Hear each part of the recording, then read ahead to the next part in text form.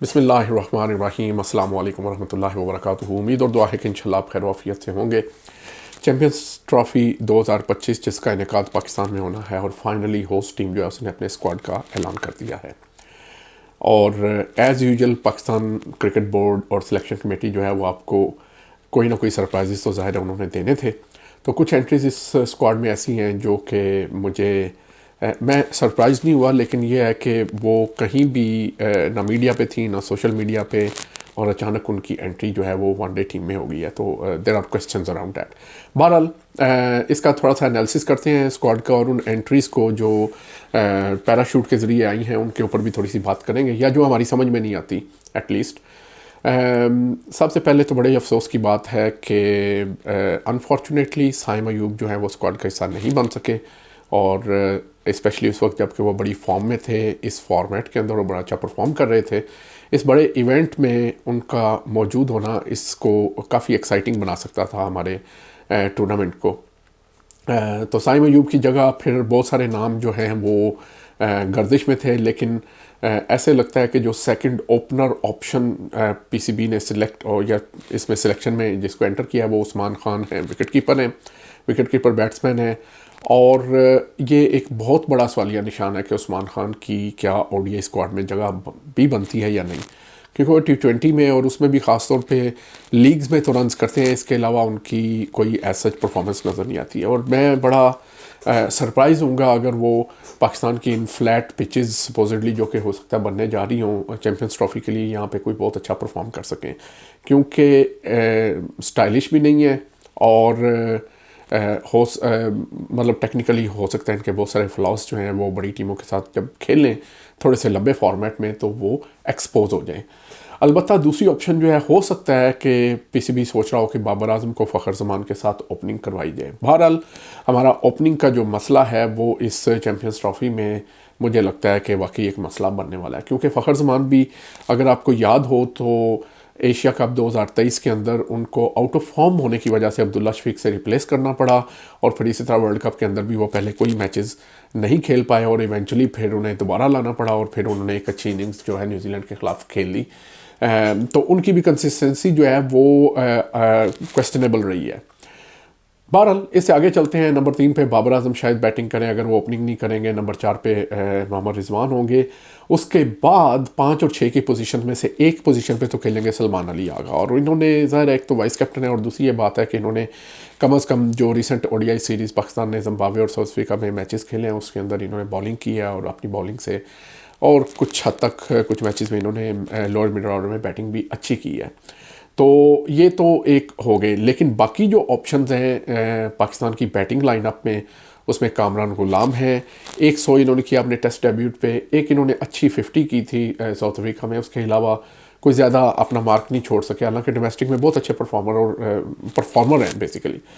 और चलें ये तो जो कामरान गुलाम है ये एक तरह से स्क्वाड में थे, इनका जो है एक्सपेक्टेड था टीम में होना। जो चीज़ें एक्सप्लेन नहीं हो सकती वो हैं साउथ शकील, इन्हें ओडीआई में वर्ल्ड कप में इन्हें साथ लेकर गए थे, शायद एक 15 उनकी 240 के अराउंड इन्होंने रन किए, कोई ख़ास परफॉर्म कर नहीं सके। और फिर दूसरे जो सरप्राइज़ एंट्री है वो है खुशदिल शाह की। खुशदिल शाह का ओडीआई टीम में से निकलना भी हमें समझ नहीं आया था, और ओडीआई टीम में वापस आना भी समझ से बाहर है। और खुशदिल शाह के अलावा इसी तरह लोअर मिडल ऑर्डर में जो एंट्री हुई है वो है तैयब ताहिर की। चले तैयब ताहिर का ये कह सकते हैं कि इनको बोर्ड कुछ टाइम से साथ लेके चल रहा है, अगरचे बहुत ही क्वेश्चनेबल है कि परफॉर्मेंस भी ऐसा सच ये कोई दे नहीं सके जितने भी मैचेस ये खेल सके हैं। फर्स्ट क्लास में रिकॉर्ड इनका ठीक ही है, इतना बुरा नहीं है, लेकिन कोई ख़ास जब ये बैटिंग करते हैं तो आपको लग नहीं रहा होता कि इनमें कोई ख़ास ऐसी चीज़ है जिस वजह से हमें ये सोचना चाहिए कि हमारे ये नेशनल टीम के स्क्वाड में बंदा अपनी हार्ड हिटिंग एबिलिटी की वजह से है, अपनी क्लास की वजह से है, किस वजह से वो कोई चीज़ जो है ना आपको नज़र नहीं आई होगी, एटलीस्ट मुझे तो नज़र नहीं आई। हाँ, इतनी अगर कोई छुपी हुई सेलेक्टर्स को नज़र आ रही है तो वो हम इंशाल्लाह फ्यूचर में देखेंगे। तो ये बहुत ही सरप्राइजिंग यानी एंट्रीज़ हैं टीम के अंदर अलबत्ता इन सब को जो चीज़ मात दे रही है ना, जो जिसका कोई आपको ना सर और पाँव समझ भी नहीं आएगा, वो एंट्री है राना फ़हीम अशरफ की। मैं तो यकीन करें कि कहीं भी वहमो गुमान में ये नहीं था।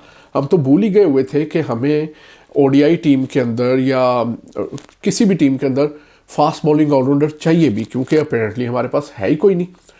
तो ये पता नहीं कहाँ से और किस सिनेरियो के अंदर फिट होते हैं पाकिस्तानी टीम के अंदर कि as a fast bowling allrounder Asian pitches के ऊपर फ़हीम अशरफ जो है उनकी वापसी हो गई है। और मैं तो बड़ा इसमें ना ऑनेस्टली स्पीकिंग बहुत सरप्राइज हुआ हूँ। मुझे ऐसे ही लग रहा है ये उस्मान खान हो गए या खुशदिल हो गए, विद ऑल ड्यू रिस्पेक्ट, और फ़हीम अशरफ हो गए, इनकी एंट्री क्रिकेट टीम के अंदर ऐसे ही है जैसे क्रिकेट बोर्ड के अंदर चेयरमैन मोहसिन नकवी साहब की एंट्री है। कोई बंदा उन्हें जानता नहीं था, लोग जानते होंगे, हम नहीं जानते थे। और वो चीफ मिनिस्टर पंजाब बने, अब वो इंटीरियर मिनिस्टर हैं और फिर वो पीसीबी के चेयरमैन भी हैं।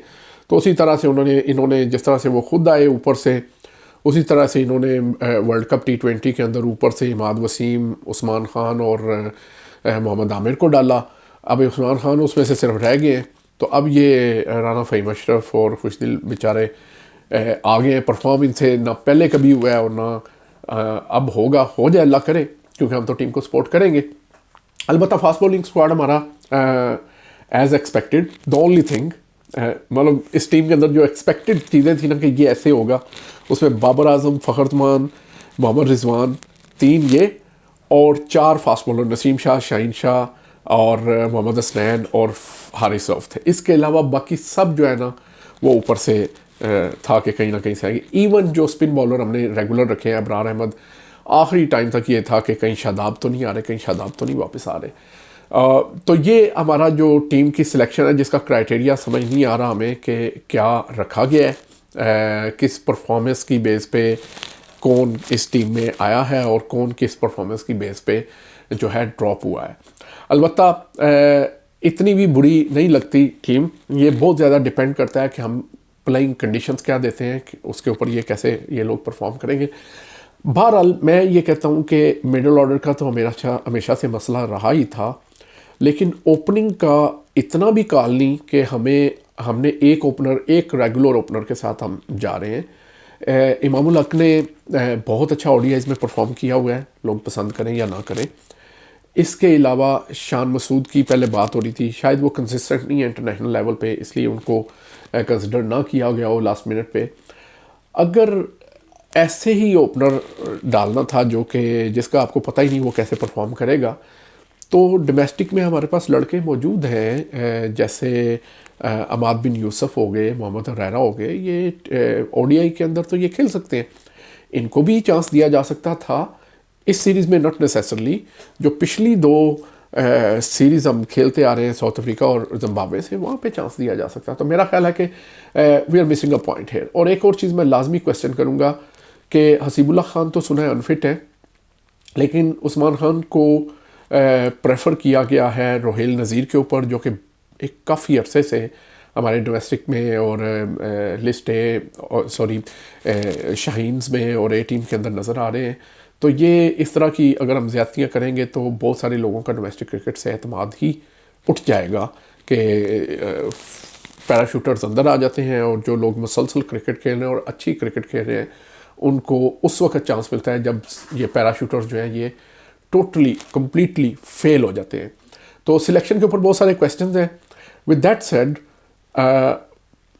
उम्मीद तो जो है ही है, हम सपोर्ट अपने पाकिस्तानी टीम को करेंगे, हम मैचेस भी देखेंगे इंशाल्लाह, और उम्मीद भी करेंगे कि हमारे जो मैच विनिंग प्लेयर्स हैं जिनके ऊपर हमने क्वेश्चंस नहीं उठाए, एटलीस्ट वो परफॉर्म करें, अच्छा परफॉर्म करें, अच्छी क्रिकेट देखने को मिले और पॉसिबली हम अपना टाइटल भी डिफेंड कर सकें।